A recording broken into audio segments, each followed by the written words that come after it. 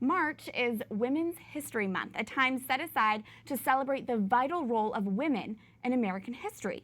But like many other events that include women in the title, it's an observance frequently co-opted by abortion lobbyists who claim that to be pro-woman is to be pro-abortion. What's often not discussed is how the early feminists were ardently pro-life. We turn to an expert now who knows the issue well. Carol Cross is president of the board for the Susan B. Anthony Birthplace Museum. Carol, it's so good to have you here. Thank you. So earlier this month on International Women's Day, there was a Day Without a Woman protest. Is that something Susan B. Anthony would have participated in? Well, I think Susan would have mixed, she was very tolerant. She believed that everybody should be welcome. I'm not sure that they would have welcomed her, however.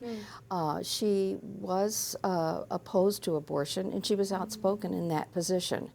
Her newspaper, The Revolution, was published in the latter half of the 1860s, and that coincided with Madame Restel and her many appearances and her notoriety in the newspapers. So because of that, her newspaper covered a great deal of information on abortion and the opposition to it.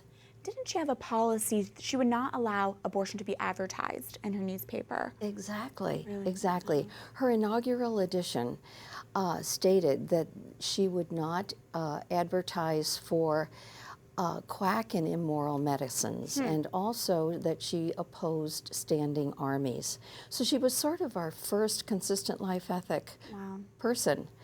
And that inaugural policy was actually explained in the newspaper over 20 times in the short period of the span of the life of that paper. Trying to send a clear message there. In addition to Susan B. Anthony, who were other early feminists who were also pro-life? Well, there's not a known suffragist that expressed support for abortion. They were unanimous and vociferous in their opposition to abortion. They saw abortion as an offense, a violence to women, sort of a rape of the womb. They, just had struggled with the middle of the 19th century with slavery, and they were just coming on the end of the emancipation of the slaves. And so, as Elizabeth Cady Stanton said, when we consider that we have been treated as property, it is degrading to us to treat our children as property to destroy as we see fit.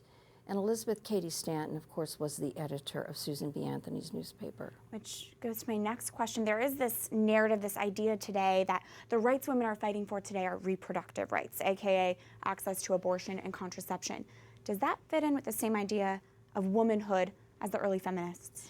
Well, interestingly, they pretty much opposed contraception and abortion. And they did that for a number of reasons, but the primary one was not only because abortion took the life of a child. They were very explicit in their language. They interchanged infanticide, feticide, crimes against humanity, child murder.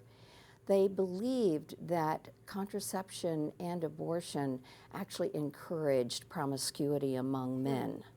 And so their way of voluntarily controlling their motherhood to a certain extent was through their activism in the temperance movement.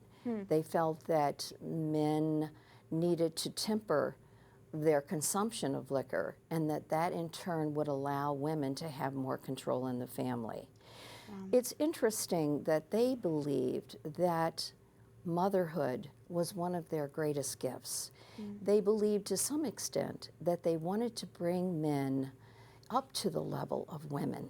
They wanted to take the men out of the bars, bring them into the homes, and have them participate in nurturing in the family. So what we're finding today is that this is kind of a reversal of what's happening today. And I'm Think about what Fulton J. Sheen said, that the level of civilization depends upon its womanhood. And that is very clear in the way that the suffragists felt. Elizabeth Cady Stanton believed that women were more equal than men because of their maternity. Carol Crossed, a message for pro-lifers to hear today from our early feminists. Thank you so much for joining us. You're welcome. Thank you.